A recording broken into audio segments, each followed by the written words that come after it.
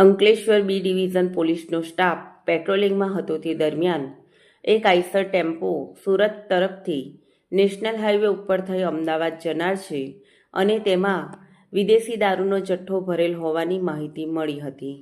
જે માહિતીના આધારે પોલીસે નેશનલ હાઈવે ઉપર સહયોગ હોટલ સામે વોચ ગોઠવી હતી।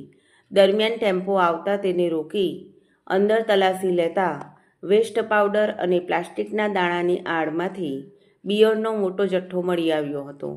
પોલીસે મહારાષ્ટ્રના ટેમ્પા ચાલક અજય મદન વાનખેડેની ધરપકડ કરી હતી અને ₹18,16,000નો બિયરનો જથ્થો અને 10 લાખનો ટેમ્પો અને મોબાઈલ મળી કુલ ₹28,17,000નો મુદ્દામાલ કબજે કરી રેડ દરમિયાન રામ નામનો વ્યક્તિ સ્થળ પરથી ફરાર થયો હતો, જ્યારે ટેમ્પોનો માલિક અને બિયરનો જથ્થો ભરી આપનાર ઈસમને વોન્ટેડ જાહેર કરી તેઓ વિરુદ્ધ ગુનો નોંધી વધુ તપાસ હાથ ધરી છે।